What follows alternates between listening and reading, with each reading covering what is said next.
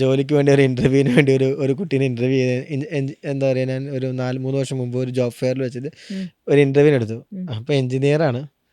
അപ്പോൾ ഞാൻ പറഞ്ഞു എന്താണ് ശമ്പളം? അത് സാറ് പറയുന്ന പോലെ ഒരു കൂലിപ്പണിക്കാരന് പോലും അവൻ ഒരു ദിവസം ഇത്ര രൂപ വേണം എന്ന് പറയാനുള്ള ഒരു തൻ്റെ ഇടമുള്ള നാട്ടിൽ ഈ പഠിച്ചിറങ്ങുന്ന പല വിദ്യാർത്ഥികൾക്കും അവൻ്റെ സ്കില്ലിന് എത്ര ശമ്പളം വേണമെന്ന് പറയാനുള്ള സ്കില്ല് പോലും ഇല്ല.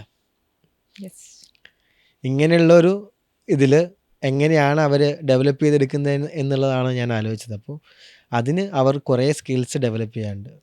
ആ സ്കിൽസ് ഡെവലപ്പ് ചെയ്ത ഒരു ഓൺട്രപ്രണർ ആവാനോ അല്ലെങ്കിൽ ഒരു കരിയറിലാണെങ്കിൽ പോലും അവന് സക്സസ്ഫുൾ ആവാൻ പറ്റുന്ന ഒരു കൾച്ചർ മെയിൻറ്റെയിൻ ചെയ്തെടുക്കാൻ ഫ്ലൈയിലൂടെ സാധിക്കുന്നതാണ് വിശ്വസിക്കുന്നത്. അപ്പോൾ നിങ്ങൾ ഡെവലപ്പ് ചെയ്തെടുക്കും എന്ന് പറയുന്ന ഈ സ്കിൽസിൽ എന്തെല്ലാം ഉണ്ട്? ഇപ്പോൾ നിങ്ങളുടെ നിങ്ങൾക്കൊരു ഇതുണ്ടാവുമല്ലോ, സിലബസ് ഫോർമേഷൻ ഉണ്ടാവും, അല്ലെങ്കിൽ സ്കിൽസ് സെറ്റ് ഇപ്പോൾ ചെയ്യാൻ ഇതിലായാലും വേണ്ടിയിട്ട്. ഒരു പ്രാക്ടിക്കലായിട്ടുള്ള കാര്യങ്ങളെക്കുറിച്ചാണ് നമ്മൾ ഒരുപാട് ഡിസ്കസ് ചെയ്യുന്നത്. ഓക്കെ.